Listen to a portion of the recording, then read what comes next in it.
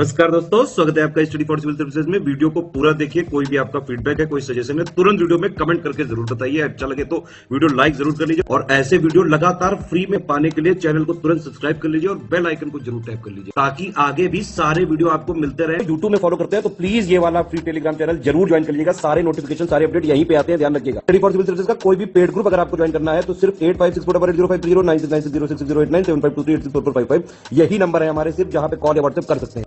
Instagram पे हमारा page जरूर फॉलो कर लीजिएगा, स्टडी फॉर सिविल .सर्विसेज है। ट्विटर पे हमको जरूर फॉलो कर लीजिएगा, @स्टडी फॉर सिविल्स है। नमस्कार दोस्तों, एक बार फिर से आपका बहुत बहुत स्वागत है स्टडी फॉर सिविल सर्विसेज में। और मैं एसके त्रिपाठी आज आप सभी के साथ जो हमारी daily current affairs news analysis की सीरीज है उसको यहां पर बाइलिंगुअल मैनर में कंटिन्यू कवर करूंगा। और ये जो आर्टिकल्स हैं वो गवर्नमेंट की सारी लीडिंग जो वेबसाइट्स हैं और जो लीडिंग न्यूज़पेपर्स हैं वहां से कलेक्ट किए जाते हैं, फिर आप लोगों को यहां पर उपलब्ध कराए जाते हैं, जो आप लोगों के लिए स्पेशली फॉर यूपीएससी, सीएससी और उसके साथ ही जो स्टेट पीसीएस के एग्जामिनेशन हैं उनके लिए, उनके दृष्टिकोण से बहुत ही ज्यादा लाभदायी सीरीज है। तो आप लोग इस सीरीज को सतत रूप से देखें और इसका महत्तम लाभ भी अर्जित करें। ठीक है, तो आगे की ओर चलेंगे हम लोग और देखेंगे कि किन टॉपिक्स को देखने जा रहे हैं हम लोग यहां पर। ठीक है, तो कंटिन्यू करेंगे हम लोग। सबसे पहला जो टॉपिक है यहां पर, ये कंटेक्चुअल टॉपिक है, मल्टीलैटरल नेवल एक्सरसाइज मिलन 22, मतलब 2022 की बात करेंगे हम लोग। ठीक है, तो नेवल एक्सरसाइज है, ये सिक्योरिटी का एक डायमेंशन है, आप देख सकते हैं, है ना। तो ये आप पेपर 2 में रख सकते हैं, इसको देखेंगे हम लोग। दूसरा जेल सुधार की बात है, प्रिजन रिफॉर्म्स की, बहुत पुराना टॉपिक है और ये लगातार जो है हमारे लिए इंपॉर्टेंट है मेंस के पर्सपेक्टिव से। तो इसको भी देखेंगे हम लोग कि किस तरीके की सुधार की आवश्यकता है ना, किस तरीके से। देखिए, ये जो जेल की व्यवस्था की गई है वो कैसे की गई है, कैसे की गई है बताइए। कि भैया जो व्यक्ति, जेल इसलिए नहीं बनाया गया कि अपराधियों को दंड देना मतलब जो राज्य का है वो धर्म है, ऐसा नहीं है। ऐसा है कि कोई व्यक्ति अगर कोई अपराध करने जाता है तो डेटरेंस, उसको भय होना चाहिए कि अगर मैं इस तरीके के क्रियाकलाप करूंगा तो मुझे इस तरीके का दंड मिल सकता है। तो एक मैसेज देने के लिए कि भैया लोग ऐसे अनैतिक या असामाजिक काम ना करें जिससे समाज में ऋणात्मक प्रभाव जाए, उसके लिए क्या बनाया गया, पुलिस और जेल की व्यवस्था की गई। ठीक है ना। तो अब जेलों में सुधार की बातें हो रही, क्यों? क्योंकि जो वैयक्तिक अधिकार हैं, है ना, जैसे लिबरलिज्म चालू होगा, उदारवाद, तो क्या होगा, राइट टू लिबर्टी। अब जैसे हमारे यहां है राइट टू फ्रीडम, एक अलग चीज है, राइट टू लिबर्टी उससे ऊंची डिग्री है वो, है ना, स्वतंत्रता की। तो वैयक्तिक स्वतंत्रता के अधिकारों को वरीयता दिया जाने लग गया, है ना। तो उसी से संदर्भित है, इसको देखेंगे हम लोग। जेल सुधार की चीजों को पेपर 2 में रख सकते हैं, है ना। पेपर 2, 3 दोनों में पूछा जा सकता है, लेकिन स्पेशली आप पेपर 2 में रखेगा। उसके बाद एनपीटी की बात करेंगे। क्यों करेंगे? क्योंकि अभी न्यूक्लियर अटैक वगैरह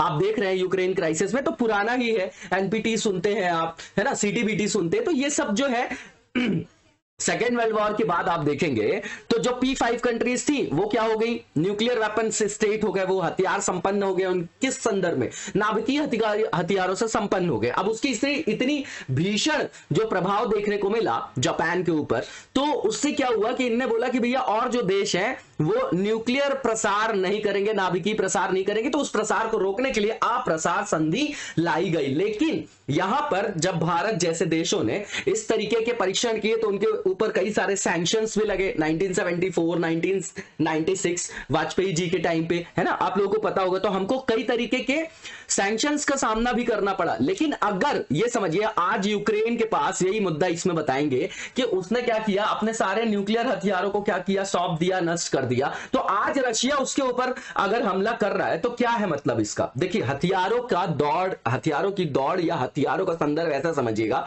बिल्कुल प्रैक्टिकल एग्जांपल कि जैसे मान लीजिए हथियार जो होता है वो चलाने से ज्यादा अगर कोई हथियार अपने पास रखा है तो उसका प्रभाव जाता है। जैसे मान लीजिए कोई व्यक्ति खड़ा है, उसके पास लाइसेंसी पिस्टल है और आप खड़े हुए सामने, तो एक हमारी मेंटालिटी क्रिएट होती है ना, तो उसके पास है तो वो यूज कर सकता है। इसका मतलब है नहीं कि वो है तो चलाएगा ही। वो शत्रु राष्ट्रों की बात अलग है, अंतरराष्ट्रीय संबंध में, है ना। अब ये जो टर्मिनोलॉजी यूज की जाती है, जैसे शत्रु राष्ट्र है तो बोला जाता है नॉर्थ कोरिया को, और भी है ना। तो उस तरीके से इसको देखेंगे हम कि एनपीटी के क्या एप्लीकेशन है वो देखेंगे। भारत इसका सदस्य नहीं है, ठीक है ना। अब इसके बाद प्लास्टिक पॉल्यूशन की बात करेंगे तो एक्सटेंडेड जो आपका प्रोड्यूसर रिस्पॉन्सिबिलिटी, उसके बारे में भी हमने देखा था। तो देखा जाएगा इसको, क्यों? क्योंकि जो प्लास्टिक वगैरह होता है वो अपने पर्यावरण में काफी लंबे टाइम तक रहता है, ठीक है ना। तो इसको बोलते हैं ना हम कि जो आपका पीओपी के अंतर्गत आता है, बोलते हैं ना उसको हम कि परसिस्टेंट ऑर्गेनिक पॉल्यूटेंट्स वगैरह के अंतर्गत आता है, तो इसका जैव निम्नीकरण नहीं होता, बायोडिग्रेडेशन नहीं होता, तो उससे क्या होता है कि ये ग्राउंड वाटर में जाएगा, है ना, तो जल प्रदूषण, वायु प्रदूषण, गाय वगैरह जो है मवेशी वगैरह खा लेते तो उनकी मृत्यु हो जाती है ना। तो ये देखेंगे हम लोग, ये काफी पुराना टॉपिक है, थर्ड पेपर का पार्ट है ये आपका। और उसके बाद डिफेंस एक्विजिशन प्रोसीजर देखेंगे हम यहाँ पर कि गवर्नमेंट किस तरीके से फंडिंग कर रही है, इंडस्ट्री किस तरीके से जो हमारे यहाँ पर आगे आ रही है ना, क्या किया जा रहा है, इसको देखेंगे हम लोग। ये आपका सेकंड और थर्ड दोनों पेपर में आ जाएगा। तो पहले टॉपिक को डिटेल में देखते हैं हम लोग, तो मल्टीलैटरल जो आपका नेवल एक्सरसाइज मिलन है। तो सबसे पहले ये जानने की जरूरत है कि नेवल है तो सी फेज है, इसका 11th एडिशन है, ठीक है। इसमें 26 शिप्स शामिल थे, एक सबमरीन था, 21 एयरक्राफ्ट, ये सब रटना नहीं है, मार्च 2022 में हुआ, डेट की आवश्यकता नहीं है, ठीक है। अब इसमें क्या है, क्या किया जाता है बताइए। इसमें इंटर जो आपकी ऑपरेबिलिटी है ना, जो ऑपरेशंस वगैरह करते हैं, ठीक, म्यूचुअल अंडरस्टैंडिंग, यहां पर कंपैटिबिलिटी को बढ़ाना है। और सबका संदर्भ किससे है, तो सबका संदर्भ जो है मैरीटाइम सिक्योरिटी या समुद्री सहयोग से है, ठीक है ना। जो नेवीज यहां पर क्या कर रही हैं, एक दूसरे के साथ मिलकर इस एक्सरसाइज में भागीदारी कर रही हैं, ठीक है। तो इसको देखेंगे हम लोग, और यहां पर देखेंगे कि जो ये एक्सरसाइज है इसमें तीनों डायमेंशन को कवर किया गया, ये कंटेक्चुअल पार्ट है, ठीक है। अब यहां पर ये जो है कहां किया गया, तो विशाखापट्टनम में किया गया, ठीक है, इसको शेड्यूल किया गया था। इसमें 40 से ज्यादा देशों ने इसमें भाग लिया, ठीक है। और इस वर्ष का जो थीम था वो क्या था आपका, बताइए। सौहार्द, सामंजस्य, जो आपका सहयोग है, कोहेशन है, और आपका कोलैबोरेशन है ना। तो ये आप देख जाइएगा, इसको ये थीम वगैरह पूछी नहीं जाती, लेकिन जब से प्रीलिम्स में आ गया तो एक बार हमको देखना आवश्यक है कि अगर हम ऑब्जेक्टिव क्वेश्चन में किसी स्टेटमेंट में देखें तो हमको रिकॉल कर जाए, ठीक। मिलन जो है आपका ये द्विवार्षिक 2 साल में एक बार होने वाला बहुपक्षीय, क्योंकि कई सारे पक्ष इसमें सम्मिलित है, ऐसी नौसेनाएं सम्मिलित है, इसलिए इसको मल्टीलैटरल नेवल एक्सरसाइज बोला जाता है, ठीक है। इसकी जो शुरुआत की गई थी वो इंडियन नेवी ने किया था 1995 में। कहां से किया था, अंडमान और निकोबार आइलैंड में। यहां पर क्या कुछ द्वीपों का नया नाम रखा गया क्या अंडमान निकोबार में, जरा बताइएगा किन के नाम पे रखा गया है, कमेंट बॉक्स में कमेंट करके जरूर बताया करिए, उससे हमारी पूरी टीम को मोटिवेशन मिलता है। इसके बाद जो नेक्स्ट यहां पर पॉइंट लिखा गया है कि अभी तक स्थापना के बाद से किस किस साल जो है इसका आयोजन नहीं हुआ, बाकी तो हमेशा होता है। तो 2001 में नहीं हुआ था, 2005 में नहीं हुआ था, 2016 और 2020 में कोविड के कारण नहीं हुआ था, ठीक है। 1995 का जो आपका एडिशन था उसमें 4 देशों ने वहां पर पार्टिसिपेट किया था, जिसमें इंडोनेशिया था, सिंगापुर था, श्रीलंका था, थाईलैंड था, ठीक है ना। इसके साथ जो है वहां से ये चालू होती है ना ये एक्सरसाइज। तो नॉर्मल सी चीजें देख जाइए, प्रीलिम्स के लिए इंपॉर्टेंट है, मेंस में एज अ एक एग्जाम्पल जो है हम इसको यूज कर सकते हैं। अब जेल सुधार बहुत इंपॉर्टेंट टॉपिक है, जीएस पेपर 2, 3 दोनों में पूछा जा सकता है, ठीक है। अब सुप्रीम कोर्ट की पैनल ने रिकमेंड किया है, तो भैया हमारी माननीय सर्वोच्च न्यायालय ने अगर कोई रिकमेंडेशन दिया तो हमारे लिए इंपॉर्टेंट होगी, यहां से हम जो है अपने सजेशंस निकाल लेंगे। आप समझिएगा कि मॉडर्न एरा की बात कर रहे हैं ना, आधुनिक का मतलब ये होता है कि तर्क और बौद्धिकता पर आधारित। मॉडर्नाइजेशन का मतलब ये नहीं कि वेस्टर्नाइजेशन को लाद लिया हमने, कपड़े मॉडर्न पहन लिए तो हम मॉडर्न हो गए, है ना। ये जो हमारे यहाँ समाज में एक भ्रांति चल रही है, हम मॉडर्न है ना, तो वो एडिडास प्यूमा से मॉडर्नाइजेशन नहीं आता है, ठीक है ना। आपकी सोच में मॉडर्निटी होनी चाहिए। अब वहां से आप प्रोग्रेसिव नहीं है, रिग्रेसिव है, और पहनावा बाह्य जो आयाम है वो आपको बाह्य रूप से दिखावे में मॉडर्न बना सकता है ना, विचारों से नहीं, ठीक है। अब यहां पर यही बताया जा रहा है कि आधुनिक समय में जो रहने की जगह है वहां पर हर जगह बात हो रही है कि भैया हमारे यहाँ क्लीन गंगा करो, है ना, स्वच्छता अभियान चलाओ, इस तरीके की चीजें। तो जेलों में भी तो सुधार की जरूरत है, वहां भी तो स्वच्छता की जरूरत है। तो स्वच्छता का मतलब सिर्फ धूल और कचड़े को हटाना नहीं होता, वहां पर स्वच्छता का आधार सारा है। वहां पर मानवाधिकारों के जो संदर्भ में मुद्दे आते हैं, है ना, किरण बेदी जी का आपने पूरा का पूरा जो है इनिशिएटिव देखा होगा पहले भी, ठीक। तो अब यहां पर यह है कि वहां पर क्लीनिंग जरूरत है, वहां पर जो है उनके जीवन जीने के अधिकारों की सुरक्षा की जानी चाहिए, क्योंकि उन्हें भी तो कहीं ना कहीं लाकर जो उन्होंने गलती की है तो उनको एहसास हो, फिर वापस से उनको समाज में एकीकृत किया जा सके, ठीक। ये बताया जा रहा है। एथिकल ग्राउंड भी देखें तो अनसेफ और जो अनसैनिटरी प्रिजन्स है तो वो वायलेट कर रहे हैं कॉन्स्टिट्यूशनल लॉ को भी, ह्यूमन राइट्स को भी, ठीक है ना।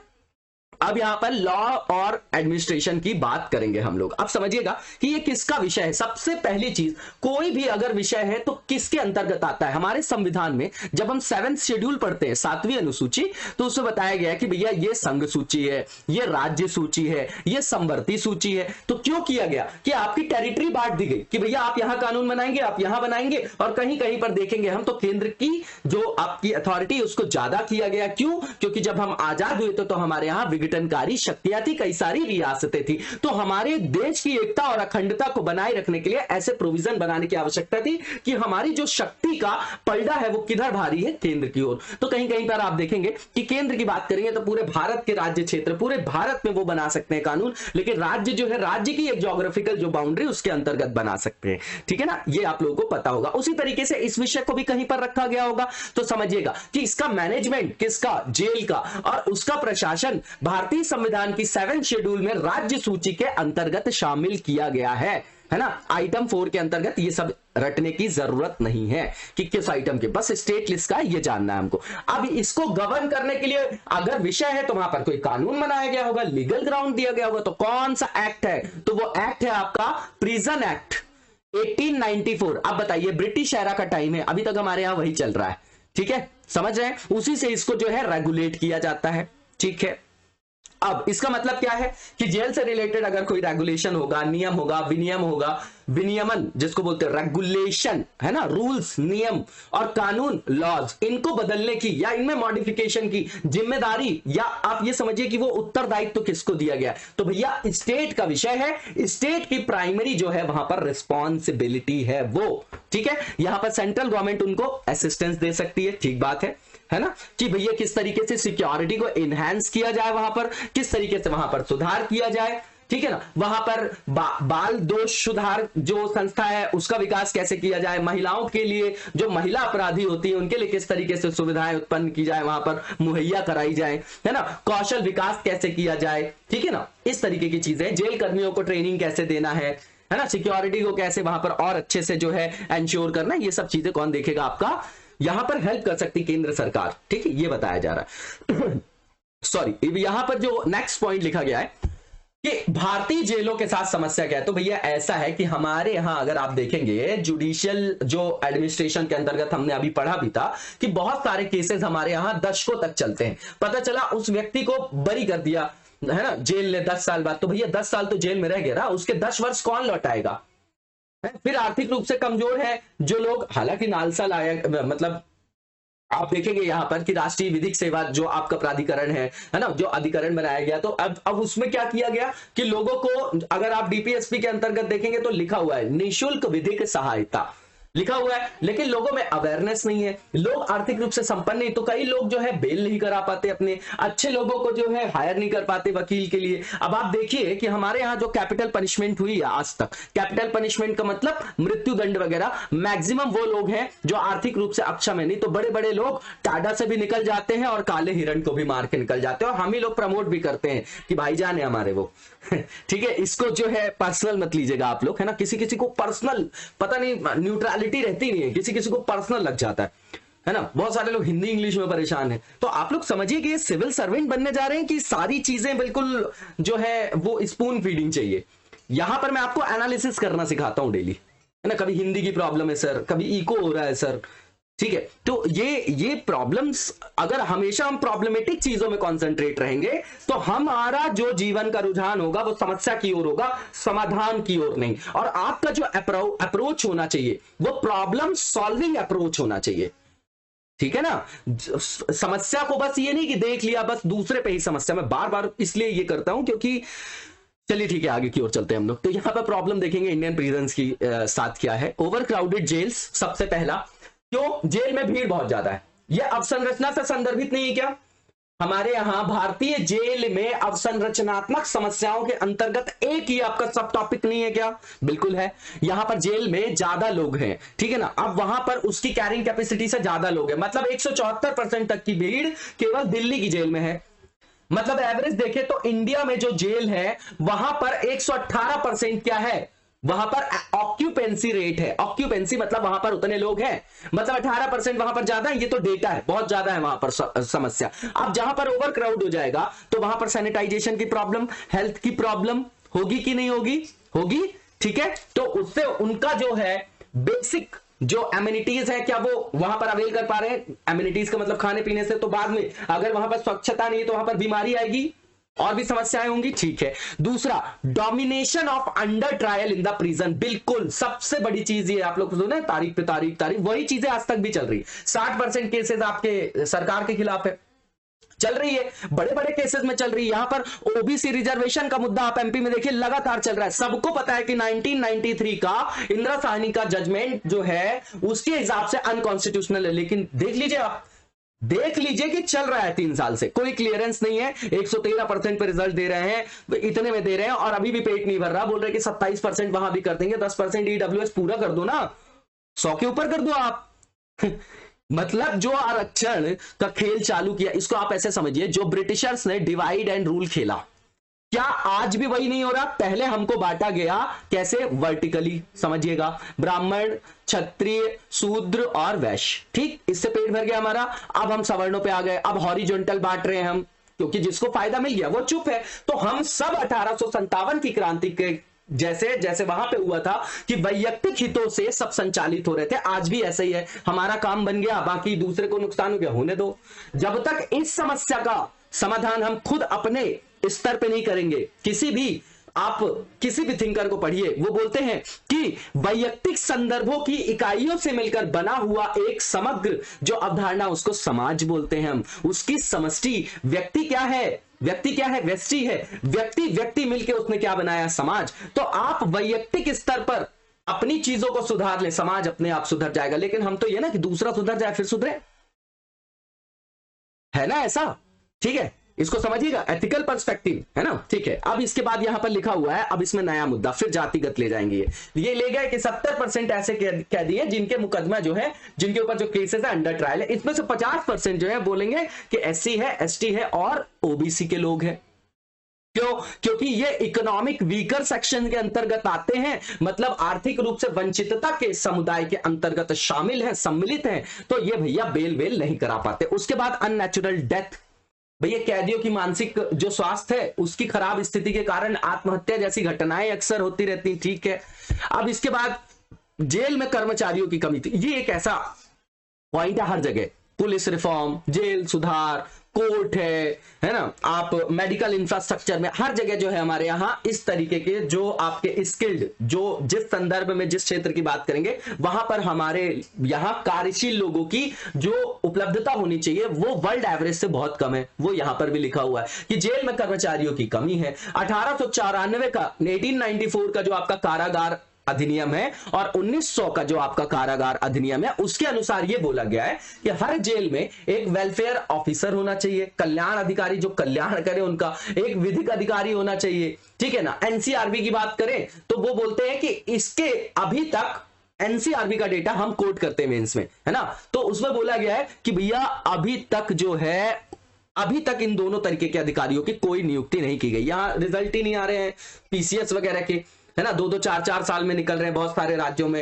है ना। कई जगह सुधार हो गया, यूपी में लगातार कम से कम रिजल्ट आ रहा है, वैकेंसी आ रही है, बिहार में तो और सुधर रहे हैं। बाकी जो और आकांक्षी जिले एमपी जैसे वो वहां कंपीट कर रहे हैं कि नहीं अभी तो हम नहीं निकालेंगे, चुनाव लड़ ले, पहले कुर्सी ले ले। तो जब तक ये कुर्सी का मोह छोड़ के राष्ट्रहित सर्वोपरि नहीं होगा, समाज और देश का ऐसे ही कल्याण होता रहेगा जैसा चल रहा है, ठीक है ना। तो इनएडिक्वेट प्रिजन कैपेसिटी की बात कर रहे हैं तो वो चीजें वही हो गई कि अपर्याप्त जेल क्षमता, उसमें सारी चीजें आ जाएंगी, ठीक है ना। अब अगर अंग्रेजों ने कानून बनाया था तो क्या हमारे कल्याण के लिए बनाया था कि हमारे जो स्वतंत्रता संग्राम के दौरान जो हमारा राष्ट्रीय चेतना आकार ग्रहण कर रही थी उसको सप्रेस या उसको समाप्त करने के लिए बनाया था? तो भैया जो वो बना के चले गए थे जिस हिसाब से, अभी तक भी हमारे यहां अपेक्षित रूप से उसका जो है रेनोवेशन बोल लीजिए या उसमें कोई बहुत हद तक सुधार नहीं किया गया है। उसके बाद जुडिशियल बैकलॉग, ये आपको पता होगा 5 करोड़ से ज्यादा केसेस जो है भारतीय न्यायपालिका के समक्ष अभी भी लंबित है, ठीक है। उसके बाद सिस्टेमिक जो डिस्क्रिमिनेशन है, तो ये देखिए अब यहां पर फिर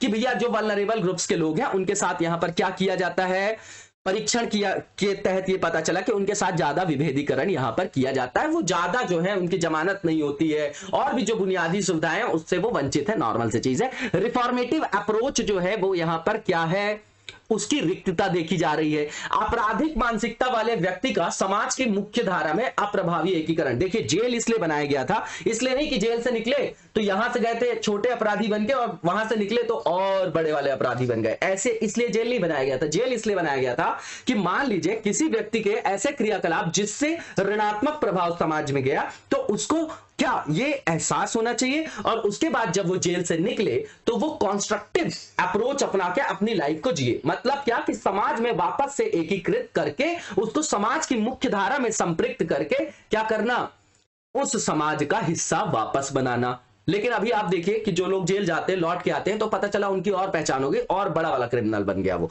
ठीक है ना। तो इसके बाद वे फॉरवर्ड क्या है, तो सबसे पहली चीज कि प्रॉपर जो हमारे यहाँ रूल्स है, न्यू प्रिजन जो आपके मैनुअल आए 2016 के, ठीक है ना, उसमें जो उपलब्ध प्रावधान है उनका प्रभावी रूप से क्रियान्वयन, प्रॉपर इंप्लीमेंटेशन करिए। दूसरी चीज हमारे यहाँ अब ये स्टेट का विषय है तो भैया यूनिफॉर्मिटी नहीं है पूरे देश में, ये मैक्सिमम लॉज में हमारे यहाँ प्रॉब्लम है। तो यूनिफॉर्मिटी लाइए सबसे पहले, उस हिसाब से वहां पर रेगुलेशन करिए, आप रूल्स बनाइए, लॉज को वहां पर इंप्लीमेंट करिए। इसके बाद जो प्रिजन स्कीम लॉन्च की गई थी 2003 में जिसमें आधुनिकीकरण की बात की गई थी, उसमें जो है उस चीज को अब प्रभावी रूप से क्रियान्वित करना है और वहां पर प्रोडक्टिव रिजल्ट हमको पाना चाहिए। इसके लिए प्रयास करना चाहिए सरकार को। उसका उद्देश्य यह था कि जो भी कैदी है जेल में या जेल में जो काम कर रहे कर्मचारी हैं उनकी जो अवस्थिति है, जो उनकी स्थिति है उसमें सुधार करना, फिर यहां पर कॉन्स्ट्रक्ट करना, नई जेलें बनाना, रिपेयर करना, रेनोवेट करना, ये सब चीजें हैं जो एग्जिस्टिंग जेल है। इसके बाद जो अंडर ट्रायल है ना, जो आपके SC ST OBC और पुअर हैं उनको ज्यादा से ज्यादा लोगों को जो है रिहा करना। तो ये विचाराधीन, ऐसा नहीं है कि रिहा कर दें, ये इस टाइप की जो चीजें हैं बिल्कुल कॉन्क्रीट नहीं बोला जा सकता क्योंकि वो अपराधी होते कैसे रिहा कर देंगे, उनको आप मुहैया करवाइए ना। जैसे आरक्षण है, आप एक काम करो ना कि पढ़ने में प्रॉब्लम हो रही है, आप उनको DD बनाओ। जैसे कॉलेज में आपके शिक्षा के प्रति लोन मिलता है, शिक्षा के संदर्भ में तो जमा होता है, आपको कोचिंग करना भैया फीस हुई, आप डायरेक्ट जाके जमा करो ना। आरक्षण क्यों दे रहे हो, पंगु क्यों बना रहे हो, कब तक बनाओगे, मंडल कमीशन से अभी कितना दोगे, सबको दे दोगे तो खत्म हो जाएगा ना, ठीक है ना। अब इसके बाद यूनिफाइड जो प्रिजन मैनेजमेंट सिस्टम है, इसमें बोला जा रहा है कि इस प्रबंधन के अंतर्गत जो भी आपके जो भी रिकॉर्ड है प्रशासनिक उद्देश्य के लिए उसको एक जगह रखा जाए और उसकी एक्सेस को भी आसान बनाया जाए कि जो है उसको आराम से एक्सेस किया जा सके और उसके आधार पर फिर निर्णय लिया जा सके। उसके बाद यहां पर बोला जा रहा है कि जो स्टाफ वगैरह है उनको ट्रेंड भी करिए, ठीक है, और उनको क्या करिए, उनकी संख्या भी बढ़ाइए और उनको ऐसा ट्रीट करना सिखाइए कि वो ह्यूमैनिटी के ग्राउंड में प्रिजनर्स को क्या करें, ट्रीट करें, ठीक है ना। और कर्मचारियों की संख्या बढ़ाएं, उनको स्किल्ड करें, फिर ठीक है स्किल डेवलपमेंट कराएं प्रिजनर्स का, ठीक है। और यहां पर बोला जा रहा है कि जो आपका कमेटी बनाई गई थी मुल्ला कमेटी, क्या जेल सुधारों से रिलेटेड एक कमेटी का नाम आया, उसका नाम क्या है, मुल्ला कमेटी, याद रख लीजिए। उसने क्या सिफारिश किया था कि जो जुवेनाइल हैं, किशोर अपराधी, उनको कठोर अपराधियों के साथ रखने पर प्रतिबंध लगाना चाहिए क्योंकि यहां से तो गए जुवेनाइल, बाहर निकले तो बहुत बड़े क्रिमिनल हो गए वो। और जो मानसिक रूप से बीमार कैदी हैं उनको थोड़ा एलिनेशन में रखना चाहिए। नॉर्मल सी चीज है ये यहां पर बताई जा रही। और वैसे भी इसको यूज किया जाता है क्योंकि जो जुवेनाइल बच्चे होते हैं उनको ज्यादा, मतलब बच्चे ही हैं वो, आपके 18 साल से कम है, तो हमारे यहाँ ही अलग अलग डेफिनेशन, तो वो क्या होता है उनको एज अ टूल यूज किया जाता है कि जल्दी जमानत हो जाएगी, इनसे जो क्राइम कराना हो करा लो। इस तरीके के गिरोह भी जो है कार्यरत है ना, जो अभी एक्टिव है हमारे इंडिया में। इसके बाद यहां पर बोला जा रहा है कि एक हफ्ते में एक बार जो भी प्रिजनर्स हैं उनको अपने घर वालों से बात करने के लिए, फ्री फोन कॉल करने के लिए, जो है फैमिली मेंबर से बात करने के लिए प्रावधान बनाने चाहिए। यहां पर जो खाने की जो फैसिलिटीज है उसमें आधुनिकीकरण करना चाहिए, कैंटीन वगैरह में सुधार की बात कर रहे हैं, नॉर्मल सी चीज है। और ट्रायल वगैरह जो है वीडियो कॉन्फ्रेंसिंग के माध्यम से भी होना चाहिए, ठीक। और वहां पर ऐसी व्यवस्था करना चाहिए कि एक वकील जो है, एक वकील की उपलब्धता हो कम से कम 30 कैदियों के अंतर्गत, ठीक। तो इससे भी जो है आसानी हो जाएगी। अब एनपीटी की बात करेंगे, बहुत पुराना टॉपिक है, इसमें कुछ नया नहीं है लेकिन फिर भी देखेंगे हम। तो ये जो है यूक्रेन क्राइसिस के कारण न्यूज में है, तो इंटरनेशनल ट्रीटी है, नाम से समझ में आ रहा है कि नाभिकीय अप्रसार, मतलब प्रसार को रोकना है, नॉन प्रोलिफरेशन ट्रीटी है। अब समझिएगा P5 ने तो कर लिया अपने पास, जो भी उनके पास न्यूक्लियर वेपन है। अब मान लीजिए कि दो व्यक्ति हैं, अब भारत के पास न्यूक्लियर वेपन ना हो, पाकिस्तान के पास हो, तो वो तो कभी भी ऊपर क्या होगा, शक्ति संतुलन का जो पक्ष है उसकी तरफ भारी होगा, तो हम असुरक्षा का भाव क्या होगा हमारे मन में रहेगा कि नहीं। सामने वाले के पास हथियार है, हम खड़े हैं, आंख दिखाएगा तो हमको डर लगेगा कि नहीं लगेगा। वैसे ही समझिए बिल्कुल ले मैन की लैंग्वेज में। तो यहां पर भी वही समस्या है कि P5 ने कर लिया था, बोले इंडिया इंडिया क्यों करेंगे भाई, ये अंतरराष्ट्रीय शांति के लिए जो है ये खतरा है, तो यूएस भी जाए तो अपने सारे डिस्ट्रॉय कर दे न्यूक्लियर वेपन, रशिया भी कर दे जो आपके परमानेंट मेंबर्स है यूएनएससी के, चाइना भी कर दे, सब कर दे ना। ठीक है, तो यहां पर इंटरनेशनल ट्रीटी है जिसका उद्देश्य ये था कि नाभिकीय अधिकारों के नाभिकीय जो हथियार है उनका प्रसार हमको कम करना है। यहां पर उसका यूज जो है, इस टेक्नोलॉजी का यूज किस संदर्भ में करना है, केवल पीसफुल यूज करना है इसका, इसमें प्रमोट करना है कॉपरेशन को, नॉर्मल सी चीज है। और जो न्यूक्लियर डिसआर्मामेंट का हमारा लक्ष्य है उसको क्या करना है, अचीव करना है। अब 1965 से 1968 के दौरान ये ट्रीटी को निगोशिएट किया गया, इसमें 18 देशों की 18 नेशन कमेटी को भी बनाया गया था डिसआर्मामेंट के लिए। ये आपकी यूनाइटेड नेशन स्पॉन्सर्ड जो आपका ऑर्गेनाइजेशन है, ये बेस्ड है आपका स्विट्जरलैंड जेनेवा में, बिल्कुल कंटेक्चुअल पार्ट है। अब आगे देखिए क्या लिखा हुआ है। अब इसमें इस संधि के अंदर यह डिफाइन किया गया है कि जो परमाणु हथियार संपन्न राज्य हैं उनको उस रूप में परिभाषित करता है कि जिन्होंने 1 जनवरी 1967 के पहले 1967 के पहले इस तरीके का हथियारों का निर्माण और विस्फोट किया था, वही बस अपने पास रखेंगे। अब बाकी अब नए राज्य जो हैं वहां पर इस तरीके का प्रयोग नहीं करेंगे। तो ये तो बिल्कुल कैसा हो गया, ये प्रावधान भेदभावपूर्ण हो गया कि नहीं हो गया, हो गया ना। तो इसीलिए इंडिया इसमें शामिल नहीं हुआ। ठीक, अब यहां पर जो कट ऑफ तारीख थी उस समय तक कौन P5 के अंदर, तो ये P5 वही है जो आपके यूनाइटेड नेशन सिक्योरिटी काउंसिल के परमानेंट मेंबर है। कौन कौन है, यूएसए है, रशिया है, यूनाइटेड किंगडम यूके है, फ्रांस है, चाइना है। ठीक है, अब हमारे यहां समझ गए आप, ठीक है ना, वीटो पावर भी उनके पास, न्यूक्लियर पावर भी उन्हीं के पास, तो आप ही अकेले जो है पूरे विश्व में राज करते रहोगे।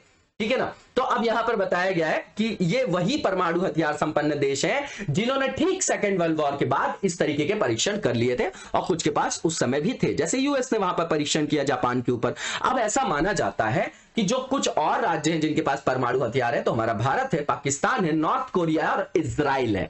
ठीक है, अब जो ये आपकी क्या है, एनपीटी जो आपकी ट्रीटी है, ये आपके न्यूक्लियर एनर्जी के पीसफुल पर्पस को, अगर कोई न्यूक्लियर एनर्जी को क्या कर रहा है, अपने यहां परमाणु ऊर्जा का विकास कर रहा है, उत्पादन कर रहा है, लेकिन उसका जो उपयोग है वो किस उद्देश्य से कर रहा है, तो शांतिपूर्ण उद्देश्य है, तो उसके अधिकारों को वो प्रभावित नहीं करता है। अब इसमें एक एजेंसी, इसका नाम याद रखेगा, इंटरनेशनल एटॉमिक एनर्जी एजेंसी, ये सुपरविजन करती है। ठीक है ना। अब ये जो है ये क्या करती है, क्या करती है कि इसके अंतर्गत किस तरीके से जो है आपके पास न्यूक्लियर जो है आपके इनपुट्स हैं आपके कंट्री में, आप उसका यूज जो है वो अलग तरीके से तो नहीं कर रहे हो, अगर आप इसमें शामिल कर देते हैं, वो आपके देश में आके जो है वो चेक कर सकती है कहां पर क्या है ना। तो ये जो है इसलिए बनाई गई थी बॉडी। इसका हेडक्वार्टर कहां बताइएगा, वैसे बात कर चुके हैं अपन, फिर भी एनपीटी से कौन कौन से देश बाहर, तो इंडिया बाहर है, इंडिया के साथ पाकिस्तान बाहर है, साउथ सुडान भारत और इजराइल भी बाहर है। ठीक है, अब यहां पर यह बताया जा रहा है कि वर्तमान में ऐसे न्यूक्लियर वेपन स्टेट्स हैं, है ना, जिन्होंने इसके अंतर्गत जो है कोई जो है समझौता नहीं किया है ना। अगर वो कर लेते तो उनको अपने परमाणु शस्त्रों का त्याग करना होगा। ठीक है ना। अब यहां पर समझिएगा, जैसे भारत और पाकिस्तान को परमाणु हथियार संपन्न राज्यों का दर्जा नहीं दिया गया, अगर वो इसमें मतलब ट्रीटी को साइन कर दें तो हमको भी अपने जो है न्यूक्लियर वेपन्स जो है या जो भी हमारे परमाणु शस्त्र उनका त्याग करना पड़ेगा। भारत ने इस कट ऑफ डेट के बाद जो है वो क्या किया, इसका परीक्षण किया। इंदिरा गांधी जी के टाइम पे कौन सा बुद्धा बोला जाता है उसको, 74 वाले टेस्ट को, और फिर 1996 में तो हमने किया ही। तो इसमें प्रावधान ये था कि जमीन पे नहीं करोगे, उस पर तो हमने जमीन के नीचे फिर बाद में कर लिया। ठीक है ना, सीटीबीटी वगैरह का तोड़ निकाला हमने, और करना आवश्यक था राष्ट्रीय हित के लिए, राष्ट्रीय सुरक्षा के लिए। ठीक है, अब आगे की ओर देखेंगे हम लोग। तो ये विभेदीकृत है, भारत हमेशा क्रिटिसाइज भी करता है कि ये जो है अपने P5 जो कंट्रीज है उन्होंने कर लिया, ये तो कोई अच्छी बात नहीं है ना। हम तो, हमारी तो IR की पॉलिसी है कि हम पहले किसी के ऊपर हमला करेंगे ही नहीं, हम तो अपनी सुरक्षा में कर सकते हैं, है ना, जवाब दे सकते हैं, लेकिन हम तो सबसे बड़े लोकतंत्र हैं, हम अंतरराष्ट्रीय शांति और सुरक्षा के पक्षधर हैं। ठीक है। अब ये यूक्रेन वाली चीज बताएंगे कि यूक्रेन ने 1994 में सब कुछ जो है अपने जो परमाणु हथियार है वो सौंप दिए, अब उसके पास है नहीं, और उसने आश्वासन भी दिया था वेस्टर्न कंट्रीज और रशिया ने कि भैया आपकी सुरक्षा करेंगे। और आप देख लीजिए कि आज जो है रशिया ने उसके ऊपर किस तरीके से जो है ओवरराइड किया, इस तरीके से न्यूक्लियर वेपन का यूज किया। हाँ, अब यहां पर क्रिटिसिज्म की बात किया जाए अगर, तो सीधी बात है विभेदीकृत है ये, ठीक। अंतरराष्ट्रीय शांति सुरक्षा का मुद्दा बता के ये बोलते हैं कि नए राज्य जो हैं आपके वो नहीं करेंगे परमाणु परीक्षण, नहीं करेंगे इस तरीके का प्रावधान। तो ये तो क्या है, विभेदीकृत लग रहा है आपको, ठीक है। इसके बाद जो है दूसरी चीज, ये फेल भी हो गई आपकी ट्रीटी, क्योंकि इसने प्रोलिफरेशन को जो है कम नहीं कर पाए, लिमिटेड प्रोग्रेस भी है इसका, नाभिकीय जो आपका निशस्त्रीकरण बोला जाता है, ठीक। फिर यह भी बोला जा रहा है कि P5 के पास अभी भी 14,000 वॉरहेड हैं उनके कंबाइंड स्टॉक पाइल में, ठीक। सीधी बात है। अब भारत और एनपीटी की स्थिति पे चर्चा करते हैं, तो भारत इसका हिस्सा नहीं है, पहली चीज। दूसरी चीज, हमने 1974 1998 में जो है 96 के बाद 98 जो है आपका पोखरण, ठीक है। तो 1998 में जो है हमारे यहाँ क्या हुआ, परीक्षण हुआ। इसके बाद इंडिया के पास ऐसा अनुमान है कि 150 से ज्यादा वॉरहेड्स हैं यहाँ पर, फिजाइल मटेरियल है, मोर देन 150 जो है आपके वॉरहेड्स है, इनफ है हमारे पास, ठीक है ना। और इसमें जो है हमारी जो पॉलिसी नो फर्स्ट यूज की पॉलिसी है, ठीक। अब प्लास्टिक पॉल्यूशन की बात करेंगे हम लोग, तो यहां पर हिस्टोरिक रिजोल्यूशन लिया गया है। पहली चीज तो ये कि ऐसा क्यों किया जा रहा है ये जानने की आवश्यकता है। तो बायोडिग्रेडेबल नहीं है ना, तो पॉल्यूशन होता है इससे, ये जाके ग्राउंड वाटर में मिलेगा तो वैसा पॉल्यूशन होगा इससे, है ना। बायो एक्यूमुलेशन वाली चीजें आप देख रहे होंगे, तो उससे क्या है कि आपका गाय वगैरह जो अगर खाती है कचरा जो हम फेंकते हैं प्लास्टिक में, तो वो उसको खाती थी तो उनकी भी मृत्यु देखी जा रही थी, नॉर्मल सी चीज है। तो यहाँ पर 175 देशों ने फिफ्थ जो यूनाइटेड नेशंस एनवायरमेंट असेंबली है उसमें जो है रिजोल्यूशन लिया है प्लास्टिक पॉल्यूशन को कम करने के लिए। तो ये रेज्यूम्ड जो सेशन था वो फिफ्थ यूएनईए का है, ये जिसको 5.2 बोला जा रहा है। ये 28 फरवरी 2022 से लेके 2 मार्च 2022 तक कहां पर आयोजित किया गया, नाइरोबी में। और यहां पर ड्राफ्ट रिजोल्यूशन बनाया गया है किसके संदर्भ में, प्लास्टिक प्रदूषण को रोकने के लिए। तो की पॉइंट्स देखेंगे हम इसमें। तो की पॉइंट्स ये है कि सीधी बात है, सबसे पहली चीज कि वैश्विक संदर्भ में पर्यावरणीय चुनौतियों में सबसे बड़ी चुनौती में एक ये भी चुनौती है जिसमें हमको प्लास्टिक पॉल्यूशन को एड्रेस करने की आवश्यकता है ना। इस पर जो है हमको पहल करने की आवश्यकता है, उससे संदर्भित है। दूसरा, इसमें बोला गया है जो रिजोल्यूशन सबमिट किया गया है ना इंडिया के द्वारा, कि भैया यहां पर इमीडिएट कलेक्टिव वॉलंटरी एक्शन लेने की आवश्यकता है। फिर वॉलंटरी आ गया, मतलब यहां पर देखिए नैतिकता जो होती है ना वो आपके वैयक्तिक संदर्भ में ज्यादा इंपॉर्टेंट होती है, हम हमेशा समाज के संदर्भ में। अगर हर व्यक्ति, मैंने पहले भी बोला कि हर व्यक्ति अपने स्तर पर अपने आप को सुधार कर ले, उसी का योग समाज, उसी का योग राज्य, उसी का योग देश और उसी का योग क्या संसार, वैश्विक संदर्भ होता है, ठीक है ना। और इसी संदर्भ में आप वेस्टर्न कंट्रीज जहां पर आप देखते हैं कि बहुत अच्छे ह्यूमन डेवलपमेंट इंडेक्स में परफॉर्मेंस है या रिवर्स रेफरेंडम की व्यवस्था है, तो वहां पर वैयक्तिक संदर्भ में लोगों की अवेयरनेस, लोगों की नैतिकता, राष्ट्र के प्रति उनकी जो क्या बोलते हैं उसको कमिटमेंट है, समर्पण है, वो देखा जाता है, ठीक है ना। अब यहां पर बोला जा रहा है कि भारत ने बोला कि भैया स्वैच्छिक कार्रवाई के लिए आह्वान किया है कि सभी देश तत्काल प्रभाव से इसको जो है लागू करें और आगे की ओर आए। अब यहां पर भारत जो है प्लास्टिक पॉल्यूशन पर जो वैश्विक कार्यवाही के लिए एक्शन के लिए जो संकल्प लेना था उसमें आम सहमति विकसित करने के लिए उसने क्या किया कि सभी सदस्यों के साथ यूएनईए 5.2 में कंस्ट्रक्टिव अप्रोच में जुड़ा हुआ है, मतलब रचनात्मक रूप से जुड़ा हुआ है, नॉर्मल सी चीज है। यहां पर एक इंटर गवर्नमेंटल जो है नेगोशिएटिंग कमेटी भी बनाई गई है, ठीक है ना, जो नई अंतरराष्ट्रीय लीगली बाइंडिंग ट्रीटी की स्थापना करता है, बाध्यकारी संधि है, ये याद रखिएगा। अब भारत की स्थिति और उपलब्धि बता रहे हैं, अचीवमेंट्स बता रहे हैं सॉरी। तो यहां पर जो है इंडिया के संदर्भ में ये बताया जा रहा है कि हमारे यहाँ प्लास्टिक प्रदूषण से रिलेटेड जो है रूल्स वगैरह भी आए 2016 का, आपने देखा होगा। तो भारत के आग्रह पर प्लास्टिक प्रदूषण से जो हमको कम करना है इस तरीके का प्रदूषण, तो उसमें एक्शन लेते हुए नेशनल कंडीशंस को भी और क्षमता के हिसाब से यहां पर जो है उस तरीके के प्रावधानों को पाठ में शामिल किया गया है, पहली चीज रिजोल्यूशन में। इसके बाद इसमें अलाउ किया गया है, क्या अनुमति दी गई कि जो भी आपके विकासशील देश है वो क्या करेंगे, विकास पथ का अनुसरण करेंगे, नॉर्मल सी चीजें हैं। अब ये जो प्रोविजन है इसमें क्या बोला गया कि तत्काल प्रभाव से सामूहिक स्वेच्छा से अपने इस कार्य को या कार्य योजना को तैयार करे देश और उनको इंप्लीमेंट करे और अर्जेंट बेसिस पे प्लास्टिक पॉल्यूशन को कम करें और सतत रूप से उसको आगे भी उसको इंप्लीमेंट करते रहें। ठीक, इसके बाद इसमें काफी सारा नेगोशिएशंस के बाद जो यूएनईए का 5वां सेशन है उसको फिर से शुरू किया गया और उसमें बोला गया कि भैया प्लास्टिक प्रदूषण को अब क्या करना है, पूरी तरीके से खत्म करना है। ठीक है, और इसमें जो है एक बाध्यकारी साधन की तरह इसको यूज करना, बाध्यकारी संधि के तहत जो इसको इंप्लीमेंट करना है, और इसमें भारत के मसौदे प्रस्ताव को प्रमुख जो उद्देश्य थे हमारे प्रस्ताव में उनको भी अपनाया गया है। रिजोल्यूशन क्या है, तो भैया ऐसा है कि वही चीजें, प्लास्टिक प्रदूषण को खत्म करना है, वॉलेंट्री मेजर्स लेना है ना, स्पीड अप करना है, इस तरीके के प्रावधानों को असतत रूप से चलाना है उसको। ठीक, सस्टेनेबल कंजम्पशन और प्रोडक्शन को यहां पर प्रमोट करना है। इसके बाद नेशनल एक्शन प्लान्स बनाने हैं वहां पर, ठीक है ना, और स्पीड अप कर रहा है इंटरनेशनल एक्शन को भी, इनिशिएटिव्स को भी। ठीक, और यहां पर नेशनल लेवल पे भी रेगुलेटरी फ्रेमवर्क्स को बनाना है, उनके आधार पर यहां पर उनका विनियमन करना है।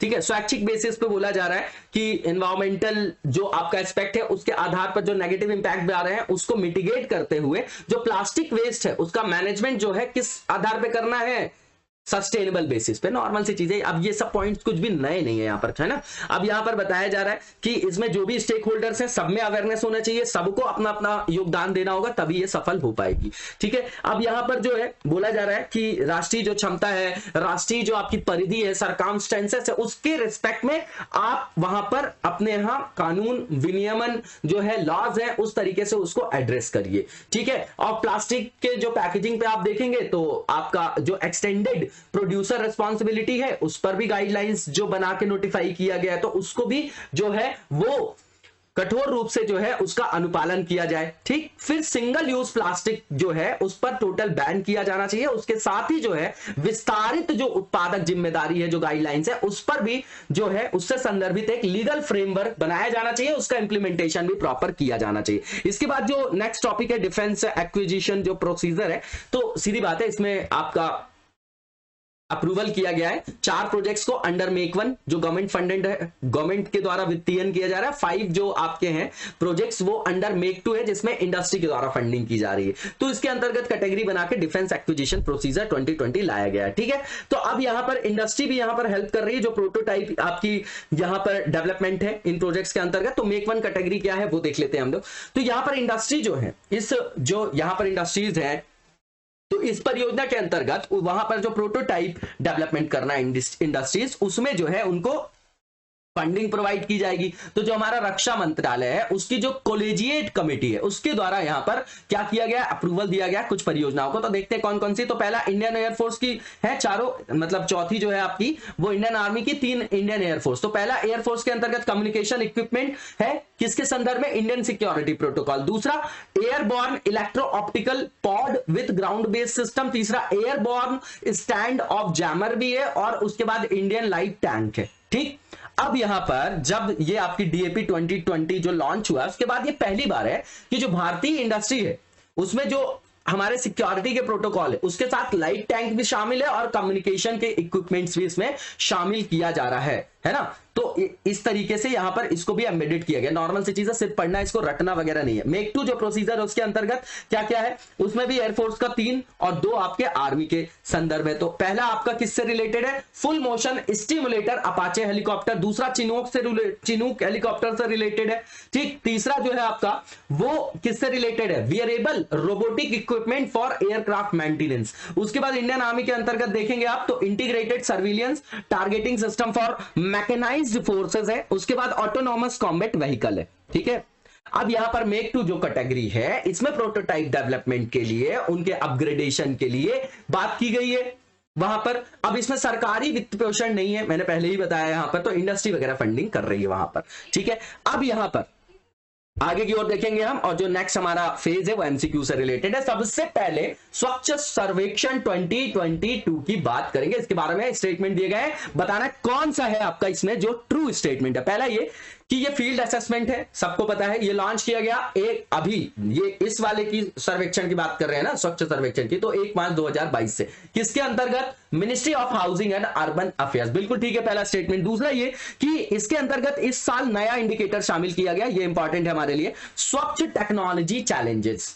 ठीक, चैलेंज, बिल्कुल ठीक है। दूसरा स्टेटमेंट भी। तीसरा, ये शुरुआत कब किया गया था इस तरीके के सर्वेक्षण का? 2016 में। इस तरीके के इनिशिएटिव्स कौन ले रहा है? नीति आयोग ले रहा है, ठीक है। तो इसमें जो इस बार ये जो बात करें कि स्वच्छ सर्वेक्षण के अंतर्गत जो कंडक्ट किया जाता है, ये जो सर्वेक्षण है वो स्वच्छ भारत मिशन अर्बन के अंतर्गत, बिल्कुल ठीक है। सारे के सारे स्टेटमेंट जो है बिल्कुल ठीक है और इसका आंसर आपका ऑल ऑफ द अबव जाएगा। नेक्स्ट एमसीक्यू देखेंगे हम लोग और नेक्स्ट एमसीक्यू में जो पूछा जा रहा है कि सूत्र जो है आपका सूत्र susceptible, undetected, tested, positive and removed approach, इसके बारे में करेक्ट ऑप्शन हमको पिक करना है। तो पहला ये है कि ये आपका मैथमेटिकल मॉडल है जो यूज किया जाता है किसके लिए? फोरकास्टिंग के लिए, पैंडेमिक के लिए, बिल्कुल ठीक है, पहला स्टेटमेंट। दूसरा, ये इसको डेवलप किसने किया? तो भैया आईआईटी कानपुर ने किया। तीसरा ये कि ये ट्रैक करेगा किसकी प्रोग्रेस? कोविड-19 पैंडेमिक की इंडिया में। तो तीनों की तीनों स्टेटमेंट बिल्कुल ठीक है। इसका आंसर आपका ऑल ऑफ द अबव हो जाएगा सी। इसी के साथ आज के वीडियो को यहीं पर विराम देंगे, नेक्स्ट वीडियो में कंटिन्यू करेंगे। तब तक लगातार जबरदस्त तरीके से पढ़ते रहिए और आगे बढ़ते रहिए। Thank you so much, best of luck.